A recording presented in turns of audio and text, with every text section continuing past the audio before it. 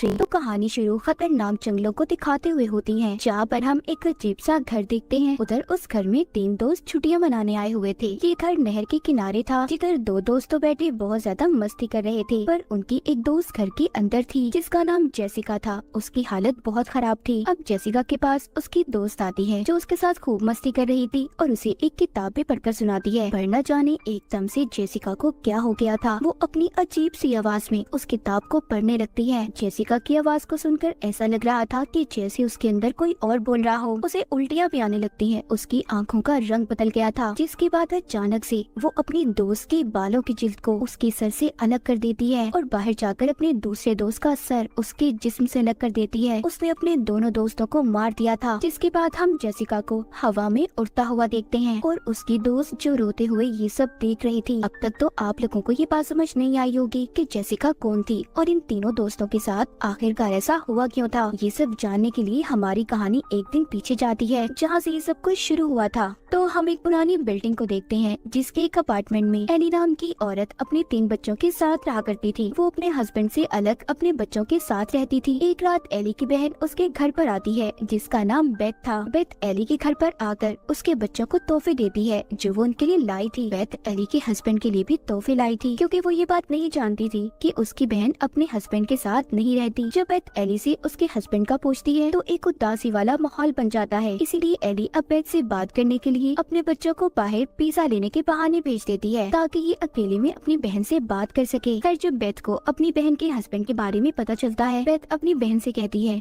कि उसे इस बारे में उसे बताना चाहिए था। उधर बच्चे जब पिज्जा लेकर वापस आ रहे थे तो अचानक से अर्थक्वेक ज़लज़ला आ गया था। एली के तीनों बच्चे कार पार्किंग में बैठ जाते हैं। थोड़ी देर बाद सब कुछ ठीक हो गया था, पर बात सिर्फ इतनी सी नहीं थी। एली का बड़ा बेटा डैनी देखता है कि ज़लज़ला आने की वजह से कार पार्किंग में एक बहुत बड़ा सुराख हो गया था, इतना बड़ा कि वो उसके अंदर भी जा सकता था। अब डैनी ये सब देखने के अंदर क्या हो सकता है, वो सुराख के अंदर चला जाता है, जहाँ पर उसे कुछ किताबें और रिकॉर्डेड ऑडियो टेप्स मिलती हैं और टेप के ऊपर पार्ट 1, 2 और 3 लिखा हुआ था। उसे कुछ प्रीस्ट फादर की तस्वीरें भी मिली थी। साथ ही उसे वहाँ पर बहुत से होली क्रॉस भी नजर आते हैं, जिनको देखकर ये बात तो साफ थी कि यहाँ पर किसी बुरी ताकत को कैद करने का एक्सॉर्सिज्म जादू किया होगा। वहीं पर वो एक कब्र को भी देखता है, जिसमें से जीसस क्राइस्ट की भी मूर्ति निकलती है। उसे उस कब्र से एक किताब भी मिली थी जो कपड़े में ढांपी हुई थी। डैनी बिना कुछ जाने उसे अपने साथ ले जाता है। उधर ऊपर इनकी मॉम एली अपने बच्चों के लिए परेशान हो रही थी, क्योंकि उन्होंने टीवी पर इस खबर को सुना था कि ज़लज़ले की वजह से आसपास की बिल्डिंग्स को बहुत नुकसान हुआ है। इसीलिए एली अपने पड़ोस में एक लड़के के पास जाती है, उससे अपने बच्चों को ढूंढने के लिए मदद मांगती है। साथ ही वहाँ पर एक बुजुर्ग लेडी भी थी, मगर थोड़ी ही देर बाद एली के बच्चे लिफ्ट से घर में आ गए थे, जिन्हें देखकर एली बहुत डांटती है और ये भी कहती है कि जब ज़लज़ला आए तो लिफ्ट का इस्तेमाल नहीं करना चाहिए। इतना कहकर वो अपना काम करने लॉन्ड्री के लिए कपड़े लेकर लिफ्ट से जाने वाली थी। उधर डैनी उस किताब को और जो ऑडियो टेप्स उसे मिली थी उन्हें लेकर कमरे में चला जाता है। अब वो उस किताब को खोलने की कोशिश कर रहा था, पर वो नहीं खुलती, क्योंकि वो किताब नुकीले दांतों से बंद थी। उस किताब को देखकर ऐसा लग रहा था कि जैसे वो किसी का मुंह हो। तभी उसकी उंगली उन नुकीले दांतों पर लग जाती है, जिससे खून आने लगा था, जो उस किताब पर भी गिरता है। पर हैरान कर देने वाली बात ये थी कि वो किताब उसके खून को अपने अंदर जज्ब कर लेती है और तभी वो किताब खुल भी गई थी। हम देख पाते हैं जिसमें अजीब अजीब तरह की तस्वीरें थी, जैसे कोई किसी पर जादू कर रहा हो। डैनी उस किताब को तो नहीं पढ़ता, पर जो उसे ऑडियो टेप्स मिली थी उन्हें चलाकर सुनने लगता है, जिसमें पहली ऑडियो टेप में एक फादर थे जो बता रहे थे कि हमने अपने साथियों के साथ किताब को जानने की कोशिश की है, जिसमें अजीब तरह के जादू के बारे में बताया गया है। अब अगली बात दूसरी ऑडियो टेप में थी। डैनी जब उसे चलाता है, जिसमें फादर उस किताब के बारे में बता रहे थे कि ये किताब उन्हें मिली कहाँ से थी, पर अचानक से वो ऑडियो टेप में से एक डिमोनिक आवाज आने लगती है, जैसे कोई काली ताकत उसमें कैद हो और बाहर आने की कोशिश कर रही हो। डैनी उस टेप को रोकने की कोशिश करता है, पर नहीं रोक पाता। तभी हम देख पाते हैं काली ताकत उस टेप से आजाद होकर लिफ्ट में एली के अंदर आ गई थी, जो आते ही एली की हड्डियों को बुरी तरह से तोड़ देती है और उसे बहुत ही बेरहमी से मार रही थी। डैनी उधर ऑडियो टेप को रोकने की बहुत कोशिश करता है, पर नहीं कर पाता।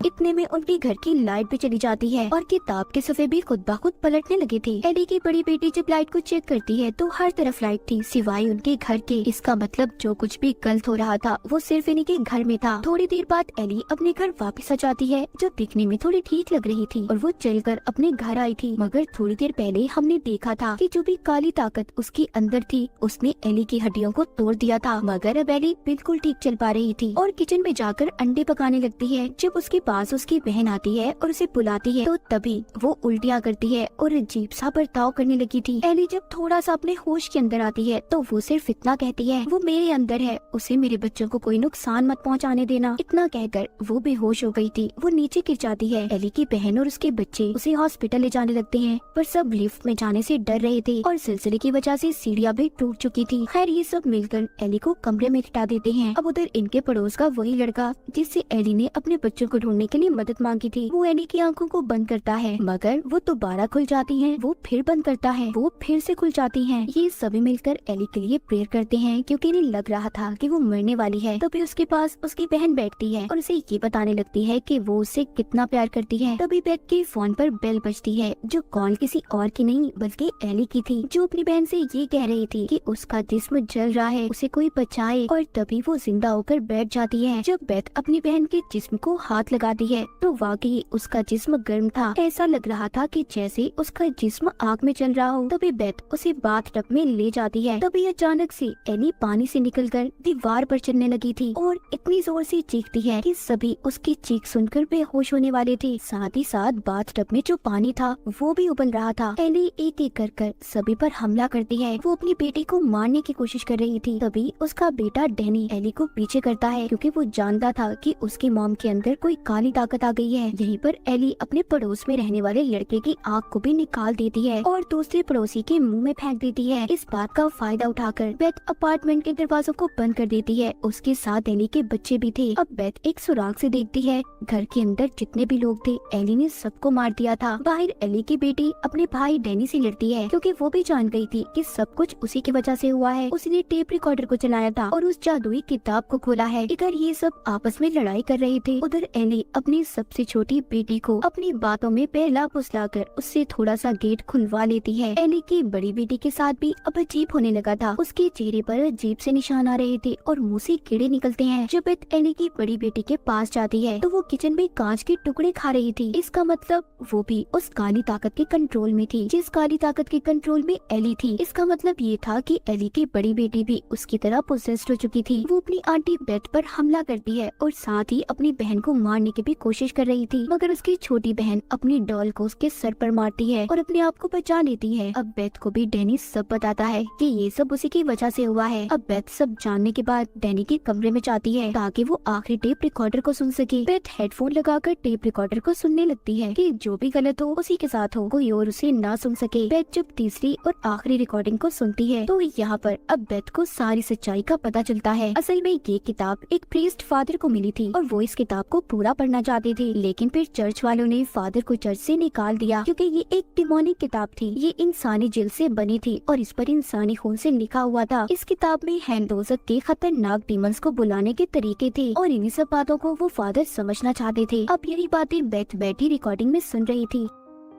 सब बातें सुनकर बेथ को भी यकीन आ गया था। उधर किचन में एली की बड़ी बेटी डैनी पर हमला करती है और उसे जला देती है। जिस कमरे में बेथ थी वहाँ पर भी एली आ गई थी। बेथ उससे लड़ने की कोशिश करती है। एली यहाँ पर अपने मुंह से ये आवाज निकालती है, मैं जो भी हूँ तुम मुझे आसानी से हरा नहीं सकती। अब बस बेथ और एली की छोटी बेटी ही बचे थे। एली अब यहाँ पर बेथ को मारने वाली थी। तभी एली की छोटी बेटी बेथ को कैंची देती है जो बेथ एली के मुंह में डाल देती है, जिससे वो कुछ वक्त के लिए रुक गई थी। बेथ गन लेकर दरवाजे को तोड़ने वाली थी। तभी एली जाग जाती है और बेथ गन से एली पर ही गोली चला देती है जो जाकर उसके पाँव पर लगी थी। एली अपनी छोटी बेटी को अपनी मीठी मीठी बातों में फंसाने की कोशिश करती है, पर उसकी छोटी बेटी सुनकर ये कहती है, you are not my mom, तुम मेरी मॉम नहीं हो। अब वहाँ पर एक एक कर जो लोग एली ने मारे थे वो जिंदा होने लगते हैं और ये कहते हैं कि शाम तक कोई भी नहीं बचेगा। यहाँ से बेथ और एली की छोटी बेटी के पास भागने के अलावा कोई और रास्ता नहीं था, पर जो लिफ्ट थी वो बंद थी और दरवाजा भी बंद था। उस लिफ्ट के अंदर चाबियां फंसी हुई थी क्योंकि जब एली पोजेस्ड हुई थी तो उसके हाथ में ये चाबियां थी। एली की बेटी अब चालाकी से उस लिफ्ट को चलाकर चाबियां निकाल लेती है और लिफ्ट भी चलने लगी थी, मगर हम देख पाते हैं कि एली की बड़ी बेटी और डैनी